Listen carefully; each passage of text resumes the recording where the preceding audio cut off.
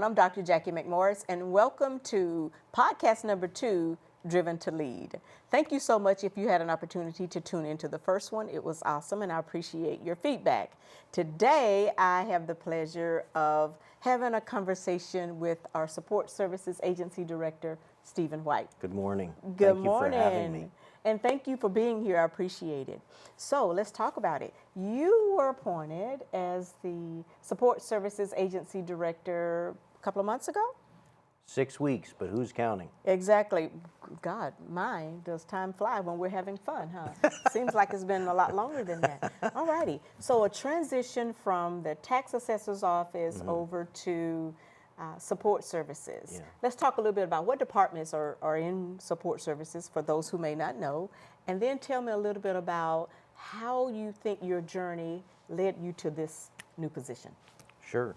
So support services would be fleet management, tax assessor's office, ITS, property management, real estate, and procurement. That's a lot. It is, yeah. So your leadership journey. So you started out in tax assessor's I did. world. In Erie County, Pennsylvania, accepting homestead applications. And wanted to be more involved in the appraisal aspect of real estate. And so I eventually went down that road, and I worked for a project manager on the private sector who thought it would be helpful to me if he showed me things outside of the normal course of business.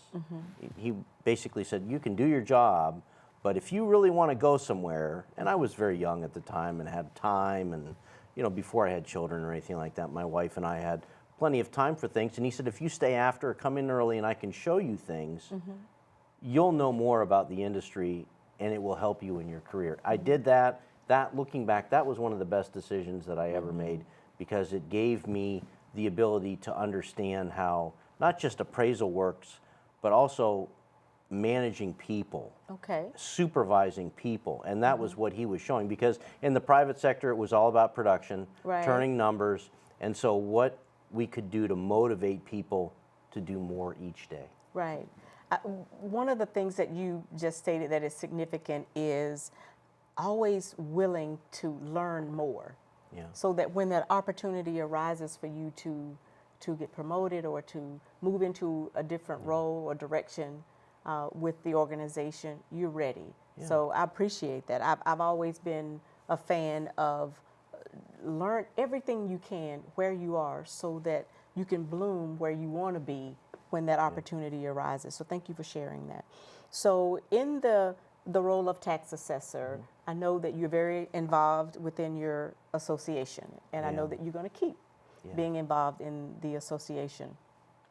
Tell me a little bit about one of the modules that you teach within the course is really about managers and leaders, or management and leadership.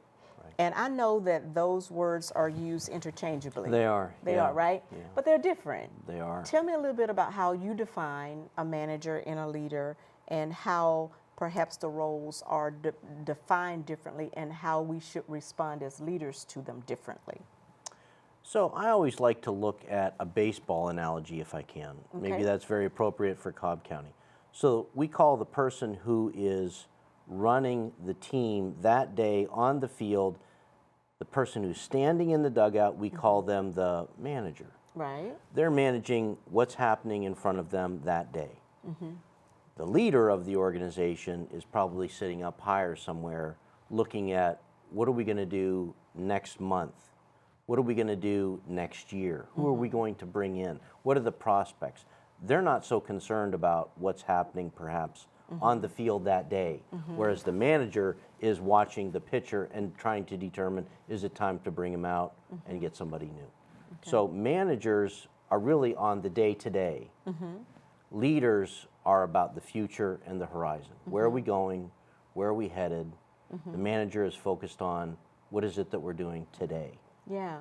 So I think in order to be a good leader, though, you also have to really understand management and what those managers are going through, right? Yeah. I think it can be interchangeable, and sometimes I think people think, well, I enjoy working for this person. They may be a great manager. They may be very good at the day-to-day, but they're not good at what are we going to do tomorrow. They like to do things the way today because Tasks. that's the way we did it yesterday. Yeah.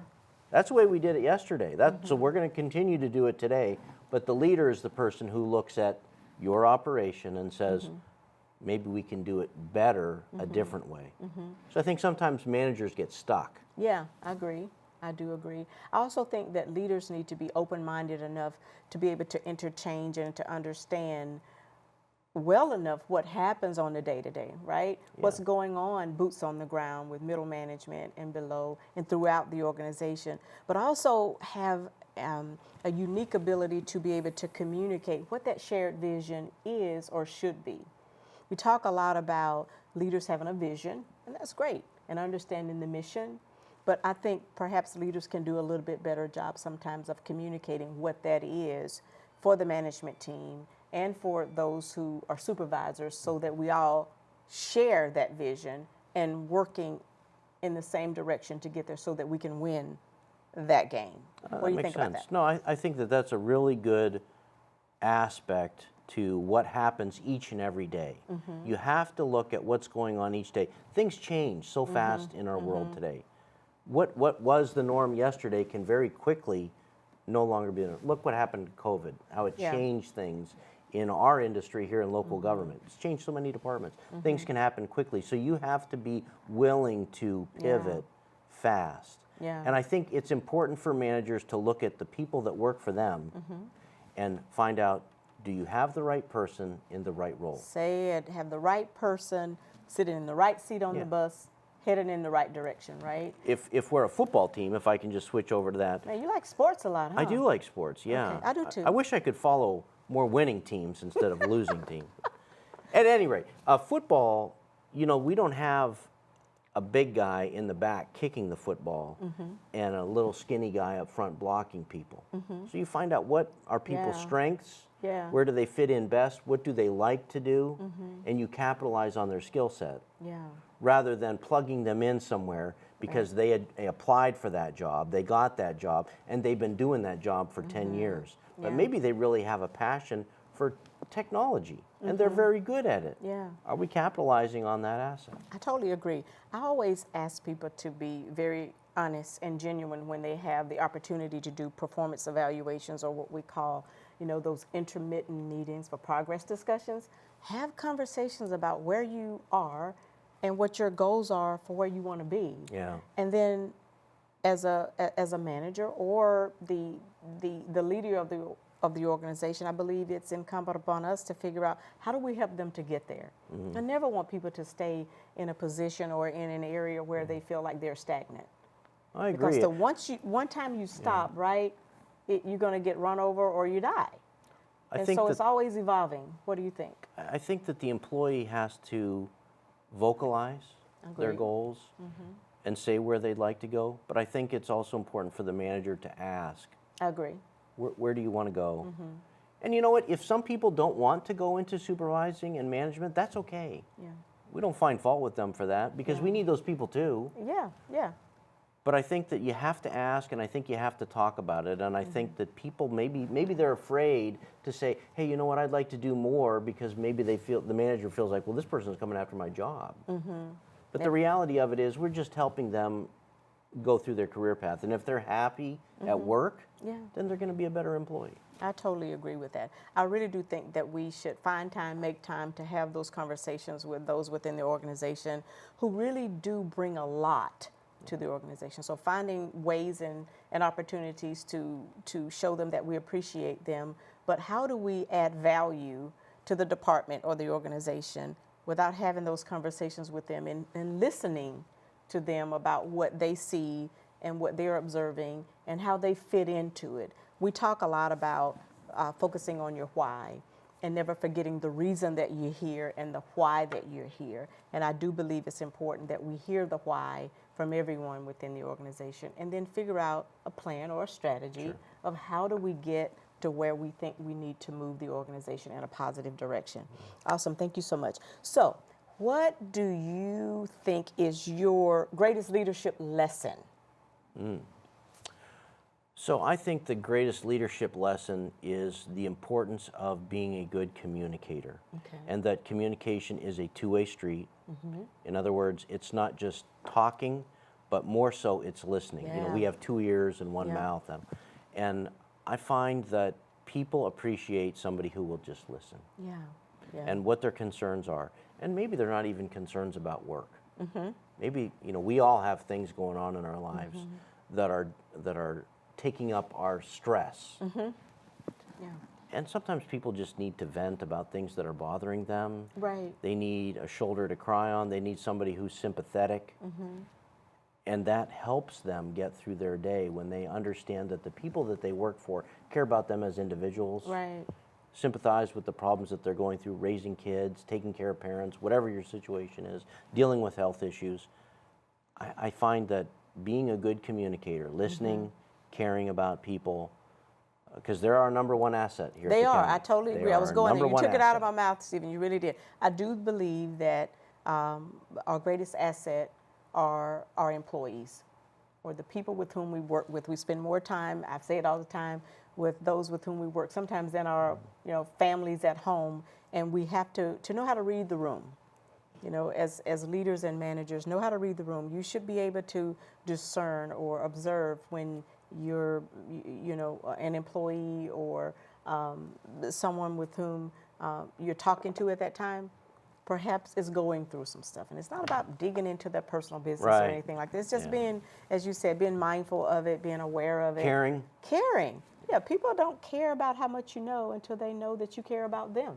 Right. So often we say that very flippantly or haphazardly, but to me it's genuine. Yeah. I really need to know how to read the room. And you said something else that was critically important, the one mouth and two ears, and understanding that there is truly a difference between hearing and listening. And I define like hearing is more of a physiological thing, and listening is more psychological. When you truly are listening and paying attention to someone and what they're saying and not interrupting them as they speak, sometimes you're like mentally tired when you've had a really good conversation where you are really listening and processing what they're saying without interrupting them, and thinking through what they're saying and trying to figure out a way that you can respond in a manner that is meaningful to them. So I appreciate you bringing that up. Communication is by far critical as a leadership trait and a leadership lesson. So what would you tell Stephen White, say 10 years ago, that this Stephen White now knows today? What do you wish you knew? I would probably say the importance of change. A lot of people don't like change. You know maybe- anyone who does? Yeah, right. Nobody likes change. And it's true. We get comfortable Yeah. who we work with, where we park our car. Oh yeah, it's serious around here, especially Where we park our car. Yeah, especially at 100 Cherokee. We take that parking spot thing real seriously. So I find that you have to be adaptable to change. Don't get overly comfortable with what you're doing today, because tomorrow you may need to pivot and do something different. And laws can change for local government. Technology can change. Budget can change. Yeah, totally. Things can change fast. Our economy changes. Our real estate market changes. Right. So as things change, you can't get overly comfortable and just do things the way that you did them yesterday. Because so-and-so worked here 10 years ago, they started this process, and that's the way we've always done it. You know, that's Right. one of the worst explanations we can hear from an Right. employee when we say, why do you do it that way? That's the way we've always done it. I think a lot of our employees would probably say they're kind of tired of hearing that too. Yeah. And I think as managers and leaders, we always need to focus on sharing the why. And if the why no longer makes sense, then let's just stop, take a knee, and revisit why we do it. Yeah. As you know, we have very limited resources, whether they're fiscal resources or personnel. And sometimes we need to take inventory of what we're doing and the why that we're doing it. And if the ROI isn't there, maybe we need to think about why we do it and think through what may be the next best thing. Because you're exactly right. Change is probably one of the most difficult things that happens in a person's life. I actually embrace change. I like change. Really? I think it always starts with perspective. You can see the glass as half empty, or you can see it as half full. You can see it as a problem, or you can see it as an opportunity, right? Right. So I think it depends on the way that you look at it and the way that you frame it.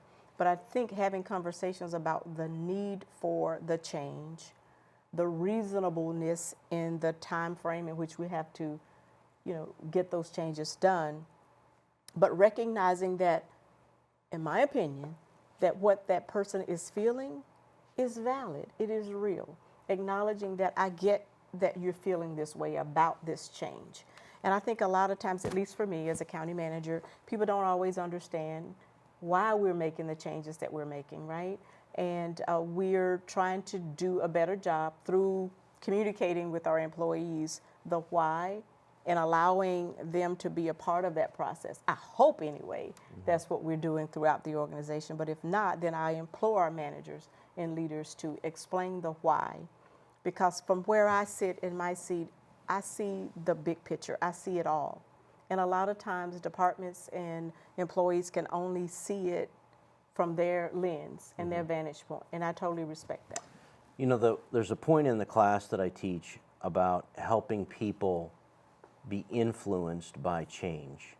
And one of the big motivators is helping people, we call it the favorite radio station, WIIFM. What does that mean? What's in it for me? Yep, got it. So if we can help people see what's in it for them, why we're making this change, what is the benefit not only to the organization but to their job, how this is going to make things easier. So if we look at the history of our organization, we've made changes. You know what? Nobody died. Yeah. We all got through the change in the computer system or the security or what. We all got through it. Yeah, and that's the one thing that's consistent, right? The one thing that you can count on, other than taxes and maybe dying, is change. It's change. And that's why I said it depends on the perspective.